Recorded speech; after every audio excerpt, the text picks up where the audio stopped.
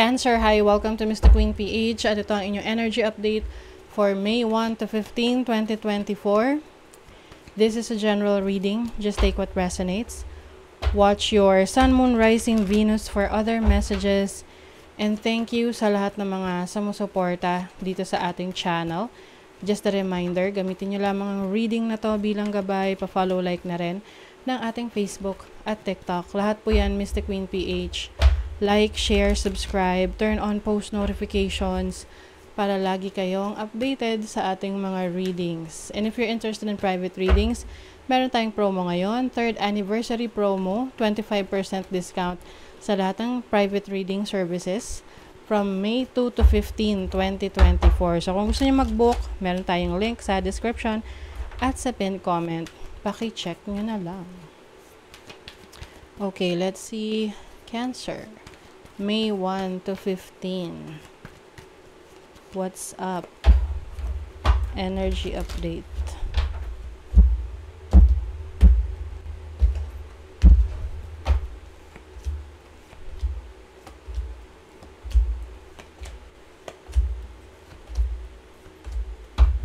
Okay.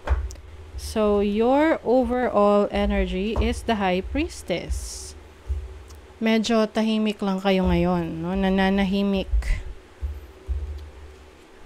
Maaring yung iba sa inyo halos wala kayong post sa social media. Parang nagmamasid lang kayo sa paligid nyo. Yung iba talagang ayaw mag-share. Ayaw nyo mag-share ng nangyayari sa buhay nyo. Gusto nyo lang na incognito, no? Maaring yung iba busy, may mga pinag-aaralan kayo, wala rin kayong time para, mag-post sa social media, or yung iba naman, may iniiwasan. Oo, pwedeng hindi kayo masyado ngayong makikisalamuha sa maraming tao. Maaring may mga pinag-aaralan kayong importanteng bagay sa career ninyo, sa business, or additional knowledge. Yung iba, nagkakaroon din ng spiritual awakening. Maaring namumulat ka sa totoong realidad ng buhay. Maaring marami kang mga natutuklasan na katotohanan sa iba't ibang taong kilala mo.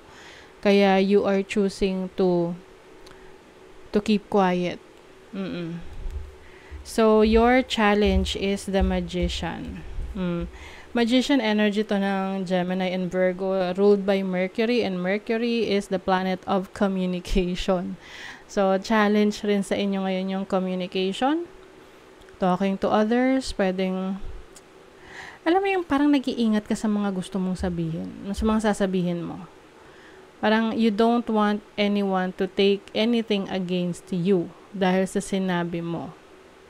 Oo, halimbawa may nabanggit ka na opinion sa ibang tao, tapos ayaw mo na gamitin nila yon laban sa'yo. So, nananahimik ka na lang. The Magician is also about your manifestation. So, maaring meron ka mga gustong mangyari, mga wishes, mga minamanifest na medyo na-frustrate ka na kasi hindi siya nangyayari. Oo. Syempre, no, lagi natin sinasabi na manifestation requires action. Yung iba sasabihin nga nila, gusto nila manalo sa loto, minamanifest nila yon. Pero ang tanong, tumataya ba sila sa loto? Lahat ba ng panahon tinatayaan nila? Lahat ba yan? Diba hindi naman yung iba? Ewan ko kung meron kayong kilala na hindi pumalya sa pagtaya ng loto, lahat ng combination, like example, lahat ng type ng loto, 'di ba? 642, 649, 645, lahat 'yan. Lahat ba 'yan na tinatayaan nyo? Kung gusto niyo manalo sa loto, 'di ba? Talagang game of luck 'yan. So, if you want to manifest something, you have to be consistent with your actions. So, maaring yun yung challenge sa'yo kung paano magiging consistent. Kaya ngayon iba sa inyo, may mga pinag-aaralan kayo para lalong mahasa ang inyong galing, ang inyong talento. So, with the opportunity, you have the Hierophant. So, meron kang opportunity na matuto from someone, from a mentor na magbibigay sa'yo ng advice, mag-share ng knowledge, ng skills sa'yo. And then, your blessing is the Lovers.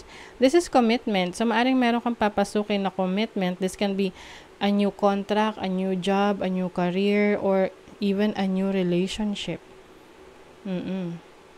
Yung iba, parang ikakasal or mai-engage, tapos mananahimik lang kayo kasi ayaw niyong masabotahe yung big moment ninyo. So, your money, career, finances naman, you have the 4 of Wands and the 8 of Swords. I feel like gusto mong kumawala sa isang situation mo sa trabaho na hindi mo nagagawa yung gusto mo. Example is, may kailangan mong pumasok sa trabaho, pero may special event sa family, may birthday, may party, hindi ka makapunta kasi kailangan mong pumasok sa work. Alam mo yung frustration na ganon. Kaya maaring meron kang gagawing steps para mag-iba yung situation mo, na tipong you will try home-based jobs or freelancing na very flexible yung oras, panahon sa pagtatrabaho. And also, there's a celebration rin. Meron kang, maaring may achievement ka sa trabaho, sa work, sa career, sa business mo ngayon, na you will celebrate with your family. Sa relationship naman, you have the Page of Wands and Temperance. Some of you, pang single to itong energy na to. So, pwedeng ngayon nag-enjoy lang muna kayo, Yung meron naman kayong kausap, ka-talk, ka-text, ka-chat, pero nothing serious, Kasi maaring gusto mo malaya, Malaya mong nagagawa yung mga gusto mo ng walang nakikialam. And parang naghihintay ka ng tamang panahon, for the person to come into your life. Syempre, yan hindi naman yan minamadali. So, but if you are already in a relationship, yung iba feeling bored na sa situation ninyo. I mean, normal naman yan. May mga pagkakataon na parang feeling mo, routine na lang yung ginagawa nyo, walang kakaiba. Then, it's time for an adventure. Okay? Para sa inyo, Cancer. Mag-isip-isip kayo ng mga activities together, outdoors, outdoor activities na mas lalong mapapatatag yung bonding ninyong mag-partner. True love come to me. So, gusto nyo talaga, ang person that you're going to deal with is someone na mararamdaman mo yung totoong pagmamahal. Something na dinideserve mo talaga. So, let's see, confidence. Okay, so you're going to be more confident sa sarili mo, the way you carry yourself. Maaring meron kang mga gagawin na magpapaligaya sa'yo. Like, for example, yung mga hobbies, mga bago mong libangan. Yung iba naman, maglalakas loob na kayo na i-pursue yung mga plano nyo sa buhay. With the Justice card, this is also bringing balance into your life. Okay? In need of help, assistance, and guidance. Yes. So, diba, first part ng reading ninyo, ito yung time na kailangan nyo ng mentor, ng someone na tutulong sa inyo, mag-share ng knowledge and skills. So, may opportunity kayo dyan. Can be anyone.